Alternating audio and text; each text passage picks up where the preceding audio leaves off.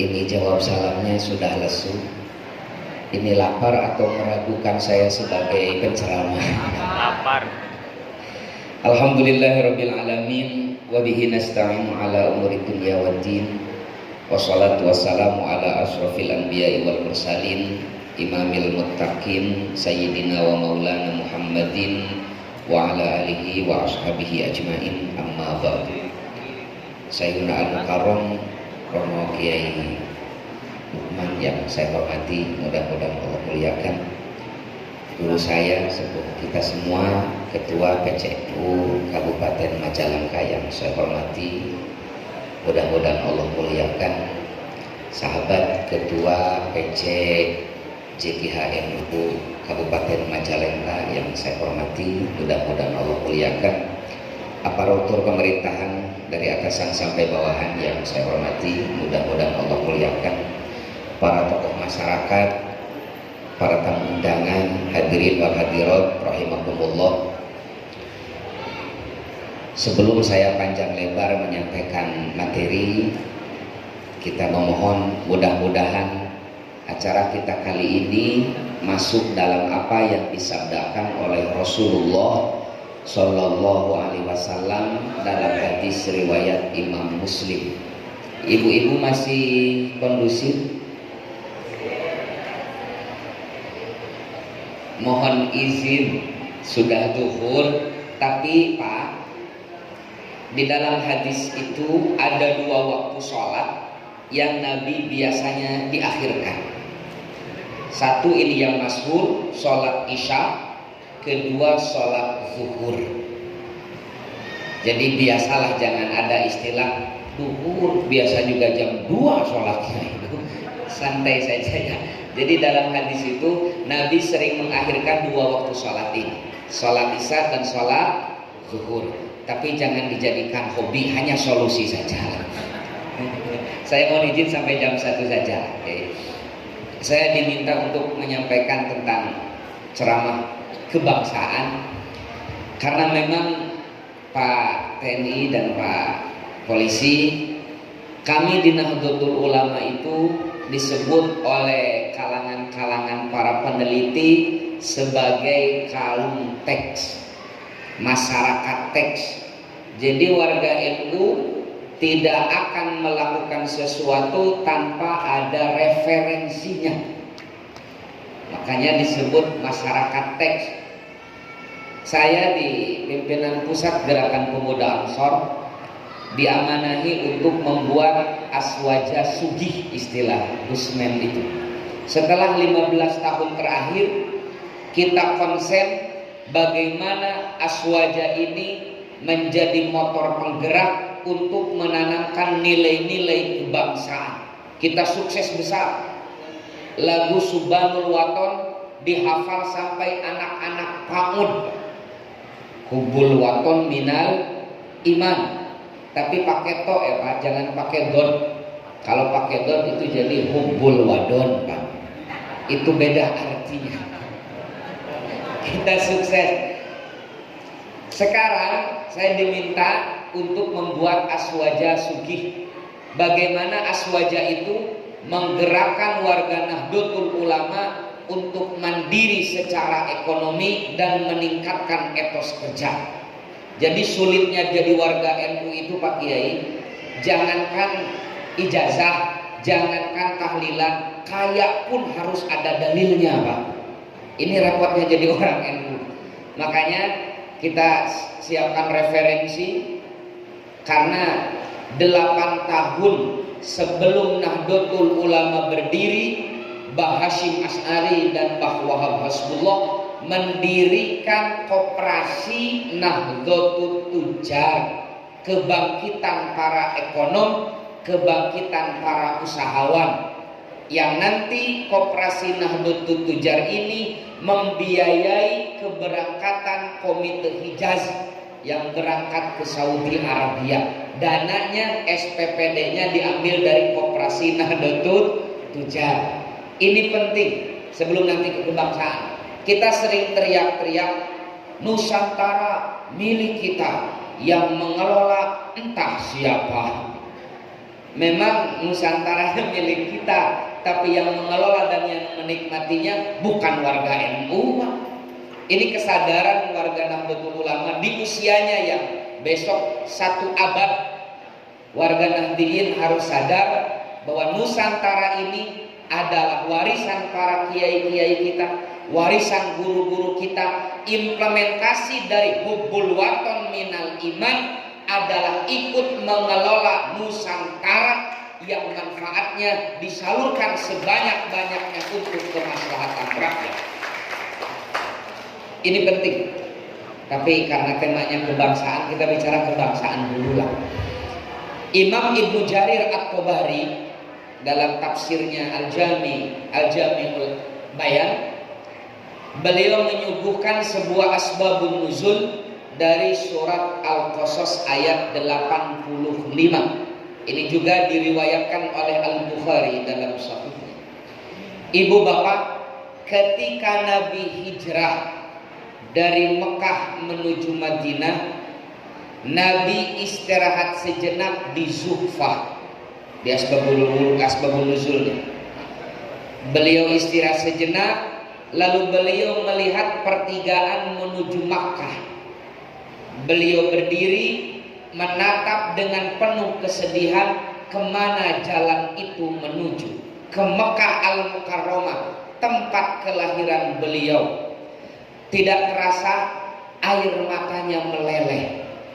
Lalu keluar dari lisan yang mulia, sungguh engkau adalah sebaik-baiknya tempat yang aku cintai. Andai masyarakatmu tidak mengusirku, niscaya tak akan pernah aku tinggalkan engkau, wahai Makkah tercinta. Ini dalil pertama bahwa mencintai tanah air adalah sunnah Rasulullah Sallallahu Alaihi Wasallam. Nanti Pak TNI, Pak Polisi, ada saudara kita yang kemarin viral di YouTube. Saya tidak menyebut nama ormasnya lah, menjaga kode etik jurnalistik. Inisial saja, HTI. Inisial Pak. Kan itu terbebas dari undang-undang ITE kalau inisial. Ada salah satu pentolan ormas itu bilang, nasionalisme itu, mencintai tanah air itu tidak ada dalilnya.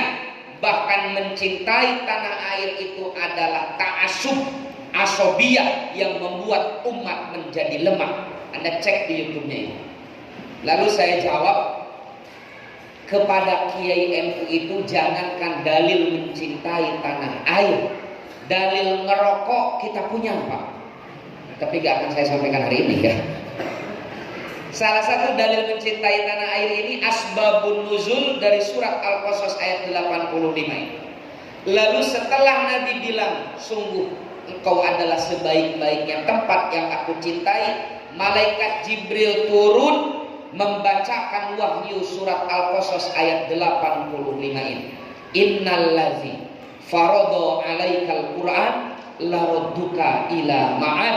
Sungguh Muhammad, Allah yang telah mewajibkanmu menjalankan hukum-hukum Al-Quran, laradduka ila ma'ad, akan segera mengembalikanmu ke tempat kembali.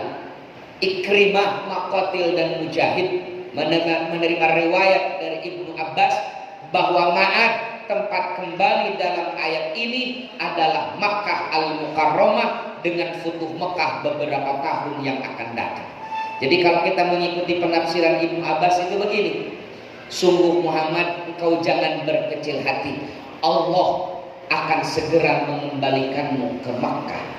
Makanya Al-Imam Ismail Haqqi Al-Hanafi dalam tafsirnya Ruhul Bayan, beliau memberikan catatan, wa fi tafsiril ayat isyaratun ila anna hubbal waton minal iman.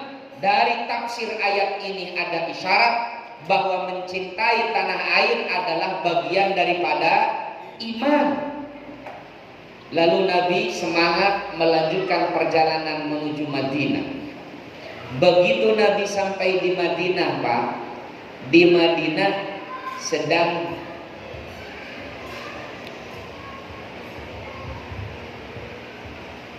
Di Madinah sedang diberlakukan PPKM level 3, sedang PSBB, sedang musim pandemi.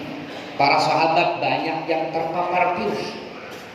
Lalu baginda Nabi menyuruh para sahabat untuk mengaminkan doa ini. Ini doanya diriwayatkan oleh Al-Imam Al-Bukhari. Kata Nabi, Allahumma habbib ilainal Madinah kahubbina Makkata al-ahad. Ya Allah, anugerahkan kepada kami kecintaan terhadap Madinah ini, tanah air baru beliau, melebihi kecintaan kami terhadap Makkah al-Mukarramah. Jadi ibu bayangkan, baginda Nabi itu sampai memohon kepada Allah agar Allah menitipkan rasa cinta dalam hati beliau untuk tanah air barunya, yaitu Madinah, sebagaimana Allah telah menitipkan rasa itu dalam hati beliau untuk Makkah al-Mukarramah. Kalau masih kurang lagi, bisa dibuka dalam Sahih Bukhari. Idza qudima min safarin fanadara ila judratil Madinah. Kalau Nabi pulang dari luar kota, habis mengisi acara lah, Rajaban atau PKPNU apalah istilahnya, Nabi pulang ke Madinah. Ketika beliau sudah melihat tembok-tembok perbatasan Madinah, Nabi menggerakkan kendaraannya, mempercepat laju kendaraannya, ingin segera sampai ke Madinah. Kata Ibnu Hajar Al-Asqalani menafsirkan hadis ini, beliau mengatakan wa fil hadisi dalalatun ala fadlil Madinah wa ala masyru'iyati hubbil watan wal hanini ilaihi. Hadis ini punya dua poin. Satu, tentang kemuliaan Madinah. Dua, disyariatkannya mencintai tanah. Berdiri saja. Berdiri Bu. Biasanya di depan ibu-ibu Kang Nendar, untuk menunjukkan kelaki-lakian itu harus bisa berdiri. Betul gak Ibu? Tapi saya itu berdiri dan duduk gak jauh beda Ibu. Sami-sami penet. Tadi mah kirang jangkung. Saya sekira Ibu ya. Oke. Inilah dalil-dalil banyaklah sekali tentang mencintai tanah air. Intinya Ibu Bapak, kita didoktrin oleh kiai-kiai kita, cinta tanah air bagian daripada iman. Artinya mustahil kita bisa mengamalkan keimanan kita. Tak mungkin kita bisa merealisasikan keislaman kita tanpa punya tanah dan air. Bu, biasa hidup di awang-awang, calangat jika tongeret. Enggak, di tanah Indonesia kita berpijak. Tanah Indonesia tempat kita sujud. Air Indonesia yang kita minum. Dengan air Indonesia pula kita bersuci. Makanya menjaga tanah air adalah modal utama untuk merealisasikan cinta keimanan kita kepada Allah Subhanahu wa Ta'ala. Nusantara ini Ibu, dari Sabang sampai Merauke adalah sajadah panjang kita umat Islam di Indonesia untuk sujud dan mengabdi kepada Ilahi. Kalau kita mencintai Allah, maka cintailah tempat sujud kita kepadanya, yaitu Indonesia. Kemarin Mufti Agung Mesir Syekh Ali Jum'ah bilang begini, nasionalisme itu, hubbul waton itu, cinta tanah air itu adalah sesuatu yang paling dibenci oleh teroris. Makanya kalau di daerah kalian, kata beliau, tidak mau benih-benih terorisme muncul, tidak mau benih-benih radikal tumbuh kembang, gelorakan nasionalisme, suarakan hubbul waton, karena mereka sedikit pun tidak mencintai tanah airnya. Mereka hidup di Indonesia, mereka makan, mereka beranak pinak di Indonesia, tapi sedikit pun mereka tidak merasa berdosa, bahkan bangga ketika membuat kekacauan di tempat mereka hidup. Kenapa? Teroris itu sedikit pun tidak mencintai tanah airnya. Makanya kata Syekh Ali Jum'ah, kalau tidak mau benih terorisme lahir, suarakan hubbul waton minal iman. cinta tanah air bagian daripada iman. Kalau saya tanya sama ibu-ibu, bapak-bapak nanti dulu ya Pak, Bu,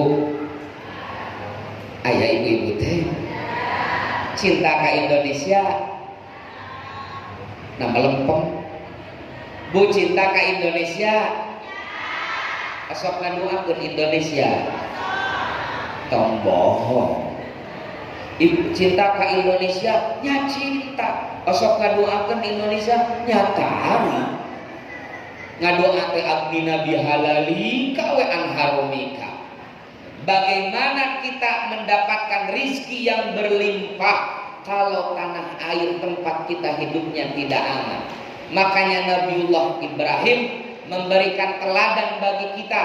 Ini tertuang dalam surah Al-Baqarah ayat 126, mirip dengan surat Ibrahim ayat 35. Wa idh qala Ibrahim rabbij'al hadza baladan amina warzuq ahlahu minas samarat. Ya Allah, jadikan negeri ini negeri yang aman dan limpahkan kepada penduduknya rizki dari beraneka ragam tumbuhan. Lihat ibu, sebelum Nabiullah Ibrahim memohon apa-apa kepada Allah, sebelum memohon dilimpahkan rizki yang barokah, yang pertama kali beliau mohonkan adalah baladan aminah, negara yang aman dulu.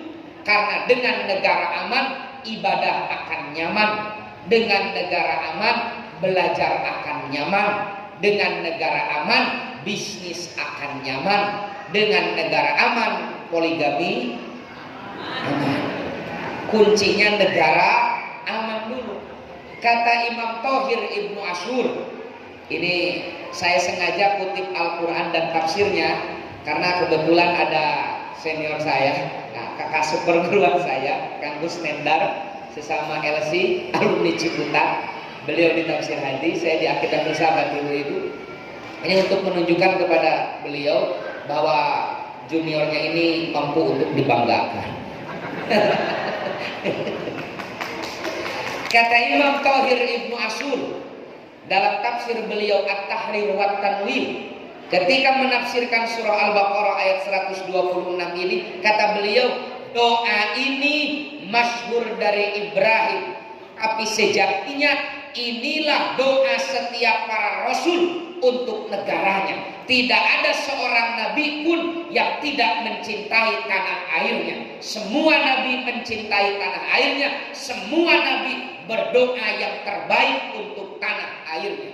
Jadi kalau kita mencintai tanah air, maka itu adalah sunnahnya para Rasulullah Shallallahu Alaihi Wasallam. Jangan bimbang, jangan malu, suarakan hubbul waton minal iman. Cinta tanah air bagian daripada iman. Ibu, jangankan tidak punya tanah air.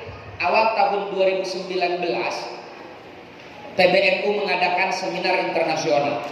Salah satu pematerinya adalah Syekh Adnan Al-Afyuni, Mufti Syafi'iyah dari Damaskus, Syria, penulis kitab Al-Alaqah Bainad Din wal Waqf.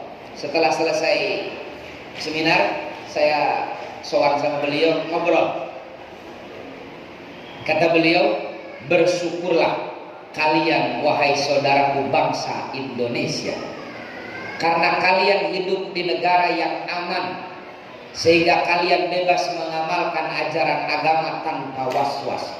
Kami ini di Suriah, kata beliau, yang sudah 8 tahun perang saudara, keamanan tak harus di mana kami temukan. Jangankan untuk semaan, jangankan untuk pengajian seperti ini, hanya untuk Jumatan saja, kata beliau, kami ini was-was. Karena banyak kasus ketika kami khidmat ibadah Jumat, tiba-tiba bom bunuh diri meledak di tengah-tengah masjid. Ketika kami khidmat ibadah Jumat, tiba-tiba roket ISIS meledak di masjid kami.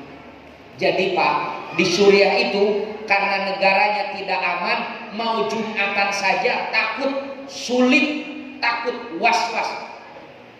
Di Indonesia saking amannya, alhamdulillah sedang Jumatan sempat tiduran Pak. Jadi di Suriah mah serek Jumatan teh bisi aya bunuh diri teu aman, di Indonesia mah bakat ku aman nuju Jumatan tiasa kulem. Alhamdulillah. Makanya yang pertama, doakanlah negara kita agar dijaga oleh Allah Subhanahu wa Ta'ala. Yang kedua, kalau kita mencintai Indonesia, maka ikutlah dalam mengelola Nusantara. Ini penting. Nanti ada yang berbisik, sebentar lagi kan tahun 2024 musim politik. Enggak. Ketua Umum PBNU di mana-mana Gus Yahya itu menegaskan NU tidak terlibat dalam politik praktis. NU tidak terlibat dengan politik praktis. NU berpolitiknya politik kebangsaan. Nanti tanyalah sama Ketua PCNU, beliau yang lebih otoritatif menjelaskan bagaimana sebenarnya politik kebangsaan versi Nahdlatul Ulama. Yang pertama, doakan Indonesia. Yang kedua, mari kita ikut andil mengelola Indonesia sekemampuan yang telah Allah berikan kepada kita. Yang menarik itu, bapak-bapak, Syekh Mutawalli Asy-Sya'rawi dalam tafsir beliau Khawatirul Quran ketika menafsirkan surah Al-Anbiya ayat 105, annal ardo yarisuha ibadiyas sholihun, kata Syekh Mutawalli Asy-Sya'rawi, as-sholihun di sini adalah soleh duniawi, profesional, karena yang dapat mengelola sumber daya alam adalah mereka yang punya keahlian profesional. Saya tanya sama para kiai di sini, kinten-kinten Pak, minyak yang ada di perut Nusantara bisa keluar dan dimanfaatkan hanya dengan istighosa? Gak bisa. Perlu ada ilmu pertambangan. Ibu nyanak pasir besi sakarung simpan diwirit 7 poe 7 peuting jadi biji besi muat harus ada ilmu. Makanya kata Syekh Mutawalli Asy-Sya'rawi, as-sholihun di sini adalah soleh duniawi profesional. Artinya kalau warga NU mencintai Indonesia, setelah mendoakan, mari kita arahkan anak-anak kita dorong anak-anak kita supaya memenuhi sekolah-sekolah umum agar anak-anak kita profesional. Stok kiai itu bagi NU 20 tahun ke depan aman. Lirboyo saja sekarang santrinya 37 ribuan, belum babakan Ciwarinya, belum di Butet, aman. Tapi yang mengkhawatirkan di tubuh Nahdlatul Ulama adalah kader-kader yang profesional dalam ilmu-ilmu umum. Kemarin ketika di halaqah tertentu saya sampaikan pada para kiai, kira-kira para kiai bangga gak kalau ada santrinya, kalau ada alumninya yang jadi Kapolda? Mereka sepakat bangga. Bangga gak kalau ada santri kita jadi jenderal? Bangga. Pertanyaannya, kalau istilah Sunda, tepi kabuluan belut, kebanggaan itu tidak akan lahir. Kenapa? Jadi jenderal itu tidak cukup dengan tirakat, ada sekolahnya. Mustahil NU punya kader jenderal kalau santri-santri NU tidak diarahkan untuk masuk di Akpol, masuk di Akmil. Bagaimana Nahdlatul Ulama bisa mengelola Nusantara kalau kader-kadernya tidak diarahkan untuk memenuhi ITB, memenuhi IPB, memenuhi UGM, memenuhi universitas-universitas negeri terbaik yang mempersiapkan anak-anak kita mengelola sumber daya alam bangsa kita. Ini penting, Pak. Mengirimkan anak kita di hafidz Quran penting, iya. Tapi mengirimkan anak-anak kita di lembaga pendidikan formal pun tidak kalah pentingnya, Pak. Makanya lambang dari Nahdlatul Ulama itu bola dunia, Pak. Di samping visioner, kiai-kiai kita ini melambangkan bahwa kita hidup di dunia dan punya tanggung jawab untuk mengelola bumi ini. Dan kata Syekh Mutawalli Asy-Sya'rawi, annal ardo yarisuha ibadiyas sholihun. Sholihun di sini yang bisa memakmurkan bumi, yang bisa mengelola sumber daya alam adalah mereka yang punya kecakapan profesional, mereka yang ahli di bidangnya masing-masing. Ini penting, Pak. Yang ketiga, waktunya sudah mepet. Kalau kita mencintai Indonesia, maka mari tingkatkan etos kerja kita agar bisa memberikan manfaat kepada Indonesia. Salah satunya kita sekarang konsen bagaimana Ahlus Sunnah wal Jamaah memotivasi masyarakatnya, memotivasi warga NU untuk meningkatkan etos kerja. Kenapa? Pak Hoyong Benghar, Ibu Hoyong Kaya Raya, tadi ijazahna terus dikatampi di Syekhuna Al-Mukarram, wajib benghar karena 4 dari rukun Islam semua perlu dana. Jadi dari 5 rukun Islam, Pak, yang gratis itu cuma syahadat. Leres deh. Sholat harus punya dana. Makanya kata Sayyidina Ali, maqamadin illa bil mal. Agama tidak akan tegak tanpa dukungan dana. Coba kita akan syiar ijazah munajat Qur'ani seperti ini. Kira-kira cukup dengan istighosah kemudian datang Jibril Nawasene? Enggak, perlu ada dana. Sholat pun harus ada dana. Kenapa? Sarung penutup aurat itu tidak hanya menunggu pembagian dari caleg, Pak. Kita yang harus beli. Ini menandakan sholat itu perlu dana. Puasa Ramadan juga perlu dana karena buka dan sahur tidak dijamin oleh BPJS. Apalagi bayar zakat, apalagi munggah haji dan seterusnya. Yang lucu itu kemarin saya halaqah para kiai muda Rijalul Ansor itu, kiai-kiai muda yang luar biasa paham betul-betul ros. Saya membuat satu soal. Ada si A, penghasilan per bulannya sekian, pengeluarannya sekian, bla bla bla. Coba angkat tangan siapa yang bisa menentukan, menghitung berapa zakat yang harus dikeluarkan. 58 orang kiai muda itu semua acung tangan. Mereka mampu menghitung berapa zakat yang harus dikeluarkan. Oke. Pertanyaan kedua, coba acungkan tangan siapa yang pernah membayar zakat mal. Gak ada satupun yang acung tangan. Lalu saya bilang, kewajiban dalam Islam itu membayar zakat, bukan menghitung zakat. Laras tuh Bu, nu wajib menghitung zakat apa bayar zakat? Kadang Pak Kiai, kita fokus mengajarkan santri kita menghitung zakat, tapi kita abai, kita lupa bagaimana menjadikan santri kita membayar zakat. Jadi muzaki. Makanya para kiai kita setelah tahun 1916 mendirikan Nahdlatul Wathon. 2 tahun setelah itu, tahun 1918, Mbah Hasyim Asy'ari mendirikan koperasi atau syirkah Nahdlatul Tujjar, kebangkitan ekonomi. Kenapa? Karena ekonomi itu sangat penting. 5 dari rukun Islam yang gratis cuma 1, syahadat. Sisanya perlu Lalu di tahun yang sama, 1918, bahwa Hasbullah melebarkan sayapnya, melakukan kerjasama dengan organisasi pergerakan. Pertama, Budi Utomo mengadakan sebuah kerjasama di bidang pengembangan sumber daya manusia kader-kadernya dengan mendirikan Taswirul Afkar.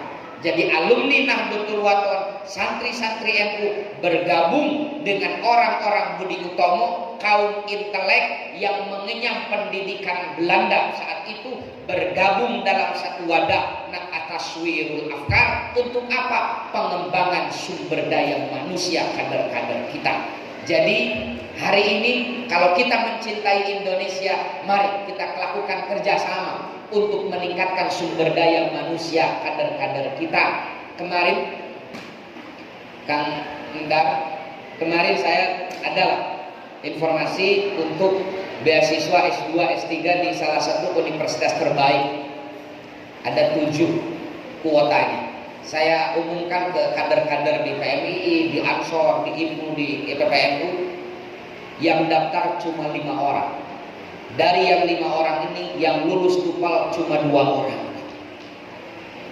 5 deui ka mana entah kemana.